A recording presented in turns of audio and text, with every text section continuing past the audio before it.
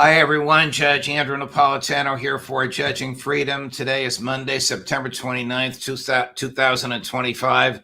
Alastair Crooke joins us now. Alastair, a pleasure, my dear friend. Thank you very much for joining us. I want to explore in some depth your understanding of what Prime Minister Netanyahu and the Israelis are up to. But before we get to Netanyahu, Trump's handoff of the Ukraine war to the Europeans, is this going to affect the war in any way? I think what is going on is that actually this increased tension with Russia is more about keeping Russia busy and occupied. Because the main scene, the main event, I think, for President Trump is, in fact, the war on Iran and the subsequent control of the oil and gas resources of the Middle East, which, taken together with Venezuela and its massive oil resources, and Argentina, where a deal has just been done, which has got large shale oil and gas resources. I think this is all about the American debt and about Trump's aim to to put all of these assets, if you like, in the balance sheet and to pay down the debt from these resources. So that really what we're seeing in Ukraine, I think it's quite clear because Trump, although he said very clearly, he said, look, of course, he just took the Kellogg line. I mean, Ukraine is winning, Ukraine is doing fine. And he said all that, but he said equally, I don't want escalation. So he was facing both ways, if you like, on this. He said, okay, yes, Ukraine is winning, so we don't really have to do anything. Europeans can pay for everything as well. That's fine. But at the same time, I don't want to see an increase in tensions with Russia. In other words, he wants the Russian, if you like, conflict parked, simmering, but not going into a boil, when the real issue is going to be the coming conflict with Iran and the possible, if you like, I think what the Trump team expect, but I don't think we'll get, is a capitulation by Iran. But if they not, they will go to war, and I think they will try and take the resources of the Middle East, add them to the resources of South America, and feel that this is the means to deal with the US debt overhanging. So I think that's what we're seeing primarily in his handoff of the issue to Europeans, because he knows the Europeans have neither the money nor the military forces to do this at all. And in fact, Europe is in deep trouble, as he well knows. I mean, he teased Macron, said, oh, I hear France is doing very well. Mr. Macron, President Macron, in his bilateral meeting, he knows very well that France is doing anything other than being well at the moment. They're practically in a state of revolution, France. Practically, yeah. Very close. But listen to General Kellogg, who regrettably gets to whisper into President Trump's ears. This is a terrifying answer that he gives about whether Ukraine can conduct, with Trump's permission, long-range strikes into Russia. Chris, cut number one. Are you saying, though, that it is the president's position that Ukraine can conduct long-range strikes into Russia, that has been authorized by the president? I think reading what he has said and reading what Vice President Vance has said, as well as Secretary Rubio, the answer is yes. Use the ability to hit deep. There are no such things as sanctuaries. That's one of the reasons I believe that this last week, and it has been confirmed, that President Zelensky asked President Trump to get Tomahawk missiles, which give you a depth They're really good systems. America makes the best systems in the world. Are we giving him the Tomahawks? Well, that decision has not been made, but he's asked. I know that President Zelensky did, in fact, ask for them, which was confirmed by a social media post by Vice President Vance. That's going to be up to the president to do it. Will the Kremlin, in your view, react if the Ukrainians use American know-how, American missiles, American intelligence to target those missiles deep inside Russia? Well, first of all, note that he didn't actually answer the question. Right. His right. question was, did President Trump authorize this? And he slid away from that by saying, well, reading it, that seems to be what's happening, and this is what. And I do know that Zelensky's asked for Tomahawks, but I don't know that Trump has agreed with it.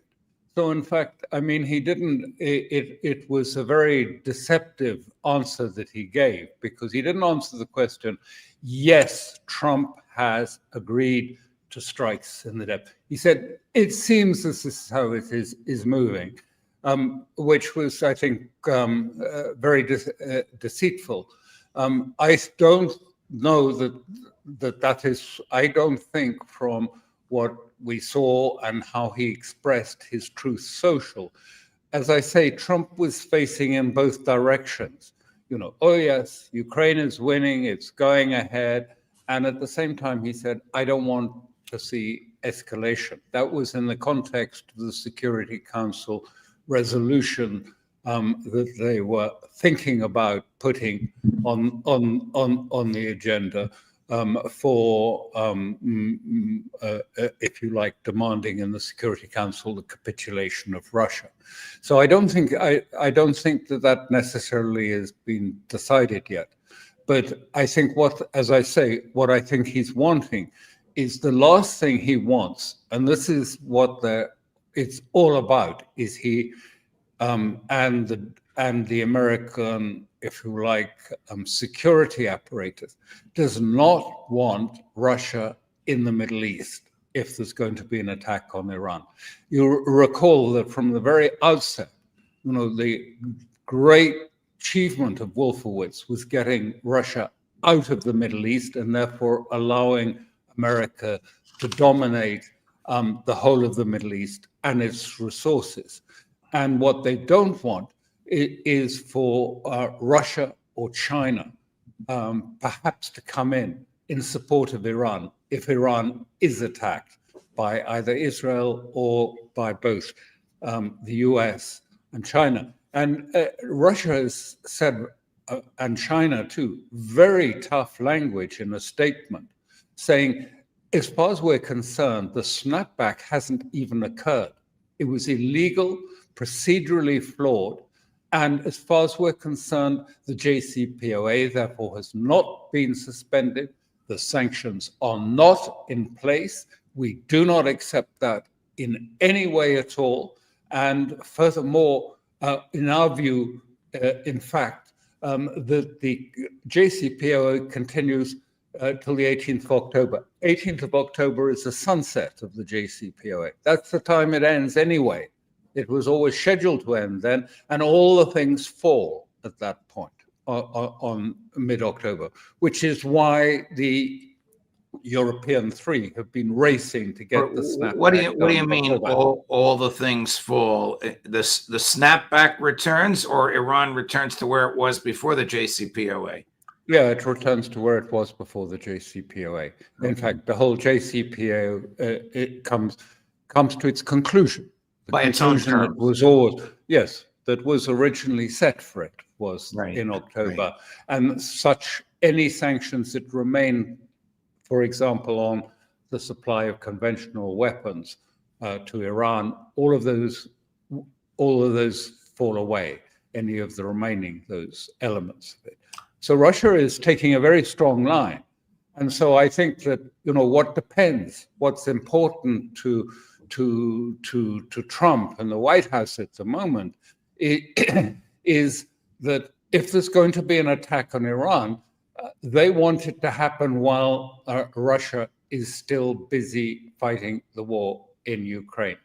Because if the war is over before the attack comes, then it's quite possible that Russia might be more disposed to support, even if it's support only in terms of providing air defense weapons and more equipment to Iran. But if the war is already concluded, Russia and China might be much more disposed to go ahead than if the war is still ongoing. So I think that's why Trump is keeping the thing going. And this whole thing is also tied into Venezuela because it's all about energy resources. And then finally, in the last resort, it's all about US debt and how to, if you like, pay off and reduce the great otherwise.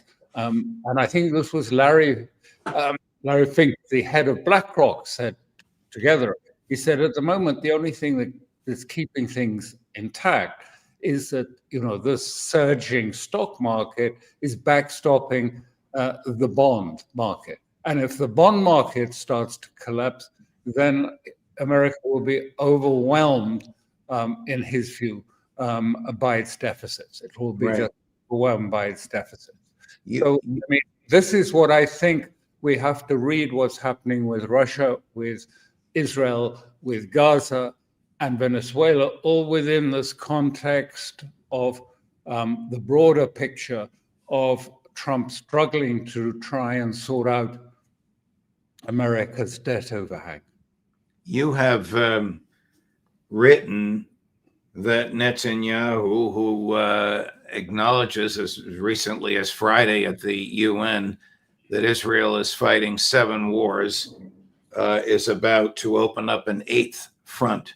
Is that 8th front against Iran, or is that 8th front against American public opinion, which is now decidedly anti-Netanyahu? The 8th front is inside the United States, and it is the front that is against, if you like, the podcasters, the influencers that are on the internet, because they've already bought. Israel has largely bought the mainstream media and has been controlling that through the Obama administration. We all see that now, the details of how much they were controlling things through COVID and everything else.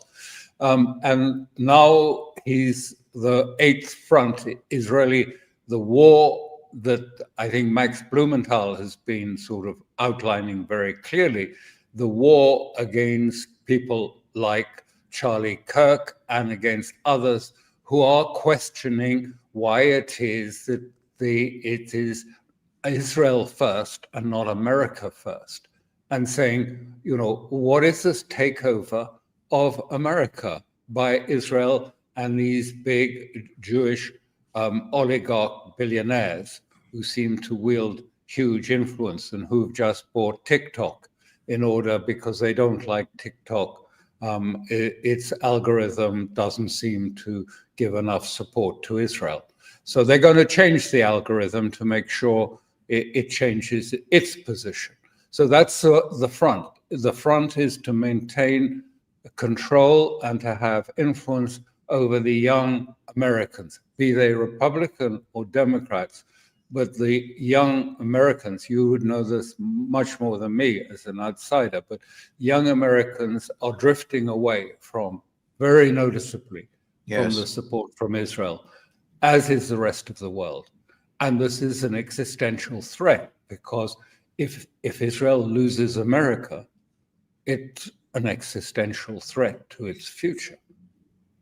Is the Israeli government actually concerned about the effect of alternative media, such as the one you and I are on at this very moment?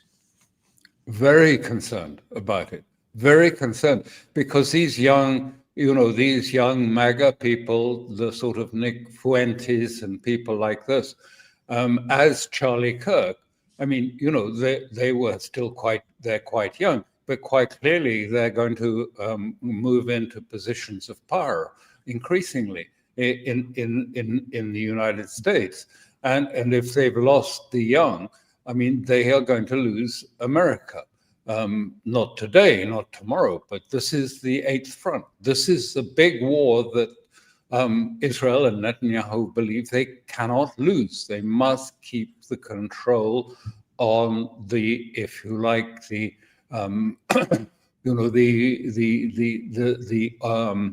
internet media system as well as the mainline system. So they're splashing out, buying up as much as they can, which I think Max Blumenthal has outlined quite extensively how much they're buying up. And he's done a good job in reporting it. Can President Trump prevent the Israeli government, from formally annexing the West Bank? He stated several times privately and publicly, it will not happen on his watch. I mean, the truth to this is it is happening, and it's happening now, but it's happening piecemeal. I mean, no, he cannot do it, and is not doing it. Just in these last period, Israel has introduced new settlements around Jerusalem. Famous, doesn't matter what they're called, but there's famous settlements, which effectively mean that the two parts of, if you like, the West Bank are divided and cannot join up, that there cannot be contiguity in any Palestinian state. And this is going on all the time.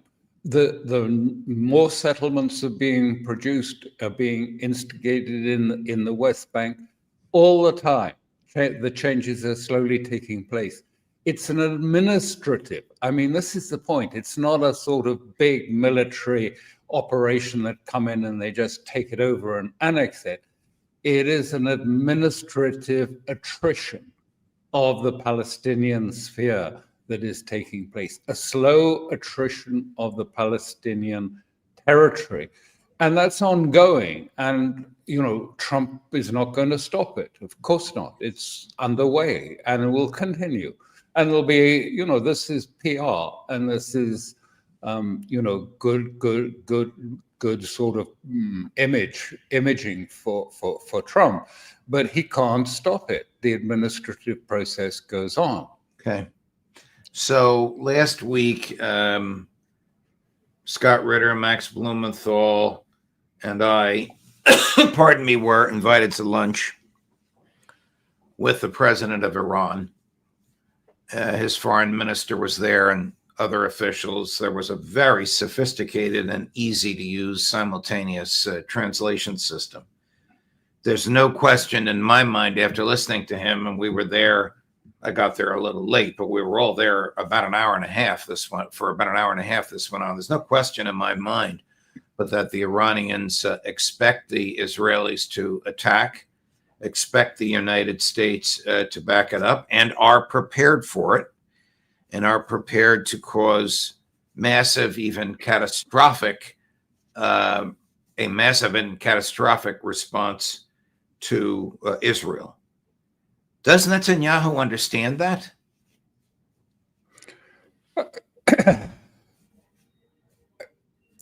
There are those in Israel who do understand it, but I think, you know, there is a tendency in Israel, as there is in Europe and the West, to believe their own propaganda.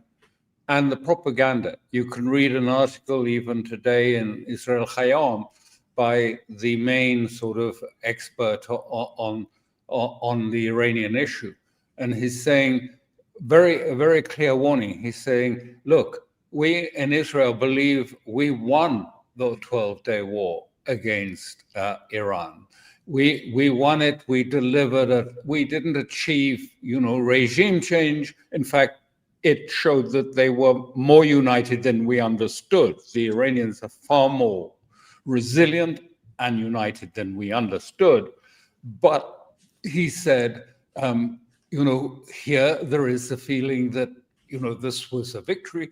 And he said, but what they don't understand here in Israel is that Iran believes it was victorious in the war, and that the attacks on Israel were attacks that they had never sustained before, and which they're still reluctant to admit. They've only just admitted another part of the destruction that was resulting from that war just in recent days. 800 soldiers killed and other things. So I think the problem is this. It's again, being presented in Washington that this is, not something, this is easy, that, again, Iran is a sort of house of cards, a paper tiger, whereas Israel and America have got all of these great strengths, and that it shouldn't be a problem. But he was warning and saying, actually Iran is ready for war, more resolute, more cohesive than we've ever seen it. And so we perhaps might be misjudging this. Were you surprised or dismayed at all at Prime Minister Netanyahu's speech before the UN? He expressed no empathy, no understanding, no remorse, no regret for the slaughter of innocents, but boasted and bragged about Israel's ability to get the job done. He used that phrase 3 or 4 times. And of course, he spoke to a largely empty chamber. Yes, because this is the big sell. This is the key sell that he's going to produce here. Yeah, we're all talking about Gaza and about a 21-point plan that supposedly is going to resolve things. But I believe, and there's quite a lot of evidence to support it, that the main topic that he wants to discuss, not necessarily all the time with Trump, because Trump doesn't do details, but what he wants to discuss is the coordination for a war on Iran. That's what he's coming. And so, yes, he's saying the job needs to be finished. This is his message. We've destroyed Syria, we destroyed Hezbollah, we're destroying Hamas, we're damaging the Yemenis.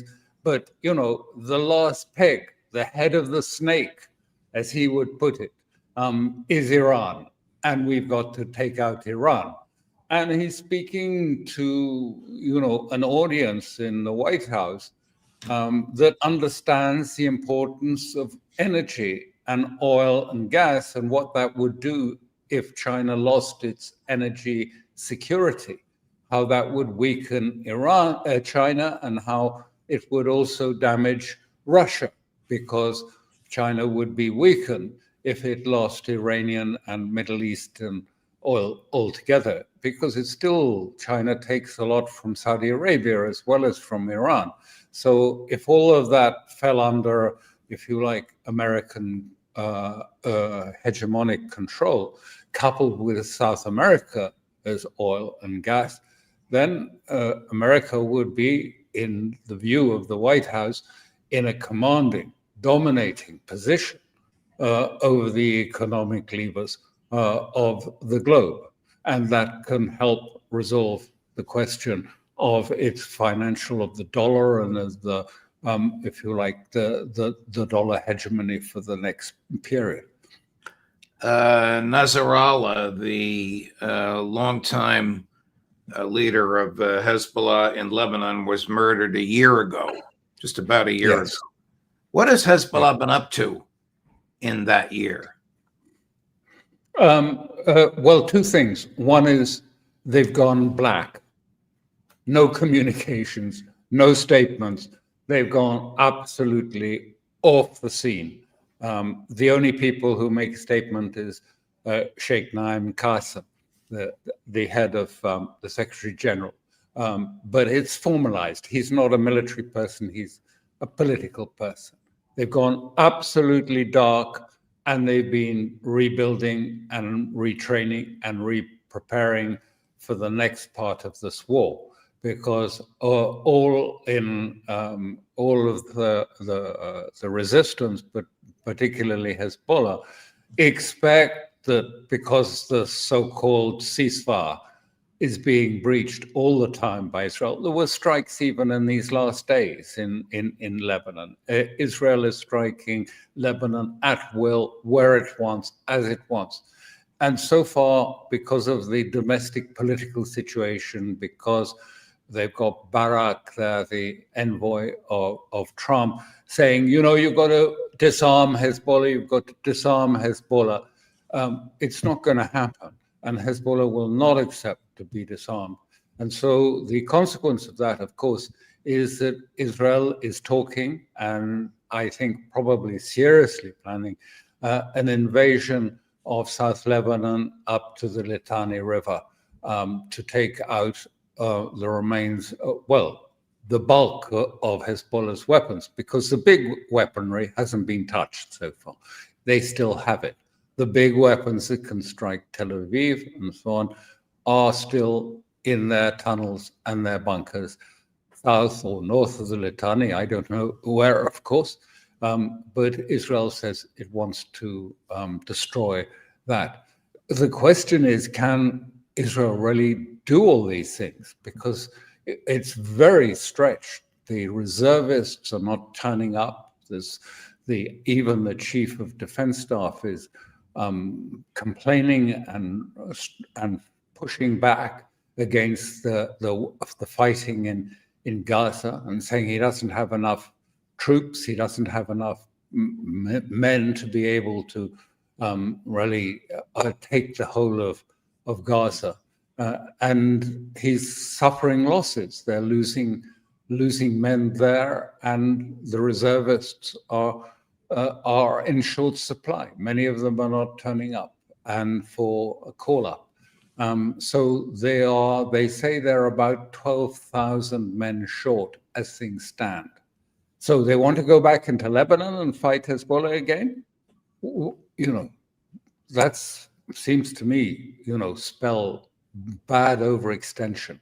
And, you can't do everything with such a small force. Alastair, thank you very much, my dear friend.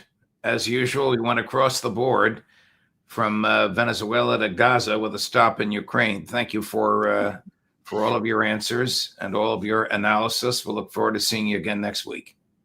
Thank you very much, Reg. Thank you. Pleasure, Alastair, as always, of course. Bye-bye. A slight change in our usual Monday schedule because of traveling.